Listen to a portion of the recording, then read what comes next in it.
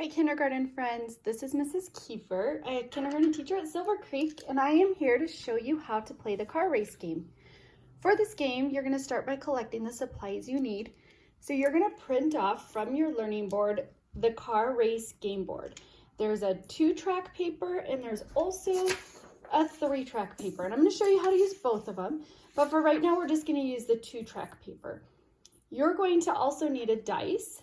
If you don't have a dice at home, it's okay. Last week we used a spinner for one of the subtraction games. You can use a spinner, or there's also some apps you can download on your phone. Make sure you check with your parents and they can download some apps for different dice, and you just tap the screen and it'll roll the dice for you. The other thing you need is some counters or some markers. If you have little cars at home, use little cars. I don't have little cars, so I went outside and I found some rocks. I found to use a 3-track game, you're going to need 3 different counters. So I found 3 different rocks. All 3 have different attributes. They're different colors or shapes. So for the 2-track game, I only need 2 rocks. So make sure you start your rocks at 0. The goal for this game is to get both of your rocks to the end. It doesn't have to be at the same time. They just have to get to the end by rolling the dice. And I'm going to show you how this works, and the directions are a little tricky, so that's why we thought you would want to see it done in person. So you're going to shake and drop your dice, and I got the number 2 on my dice. So you can pick a car or a rock to move 2 spots. I'm going to move this one 2 spots.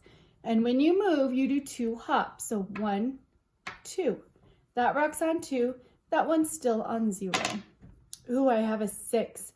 And now I have a choice to make. I can either move one of my rocks 6 places, or I can move one rock a few spaces and the other rock a few spaces to make a total of 6. So I could move one rock 3, so 1, 2, 3, and then I could move my other rock 3 also, 1, 2, 3, because 3 hops and 3 hops equals 6. Roll, and I got a 5. So this one's on a 5. Now, here's my choice. I can move this one all the way to the end and get to the end, or I can move this one maybe 2 spaces and this one 3 spaces, because 2 spaces and 3 equals 5. So 1, 2, now I'm on 7, and this one is 1, 2, 3. So now you have to roll the exact number to get to the end. So to get this car or this rock to the end, I need to roll a 1, 2, 3. To get this rock to the end, I need to roll a 1, 2, 3, 4. So I can make that decision when I roll that next. A 1. Doesn't give me much, but look, now they're both on 7. That's kind of a fun tie. 3. So I can pick which rock I want to go to the end, or maybe I don't want either of them to make it to the end, and maybe I want to go this one 2 hops, and this one 1 hop. So now I have a rock on the 8 and a rock on the 9. 2. So I can move this one 1, 2 and make it to the end. I can move this one 1 and this one 1, and this one's on the end, and then this one gets close. So I'm going to do that. Hop 1 to the 10.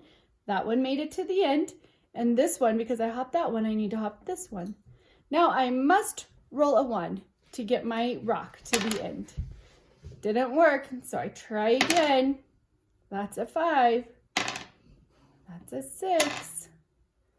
4, 2.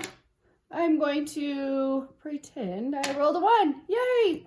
Both my cars made it to the end, and now I've completed that. I can go back to the beginning and start again, or I can challenge my brain a little more now and move to my 3-track board. So here's my 3-track board. It's exactly the same. This time, though, I'm going to need 3 markers. 1, 2, 3. And it's going to go the exact same way. And I'm just going to show you a demonstration. I'm not going to take this one all the way to the end. I'm just going to show you a demonstration oh, I got the number 3. Great number to start with. I can move one rock 1, 2, 3 spots. Or I can move one rock 1 spot. And this rock 2 spots. And this rock no spots. Or I can do, if I rolled a 3, I can move each rock 1, 1, 1, and 1, and 1, and 1 makes 3. And I'm going to continue rolling and deciding in my brain, do I want to move all 3 rocks, or do I only want to move 1 rock at a time until they all get to the end? And remember, to make it to the end, you must roll that exact number. Thank you guys. If you have any questions, please feel free to email your teacher.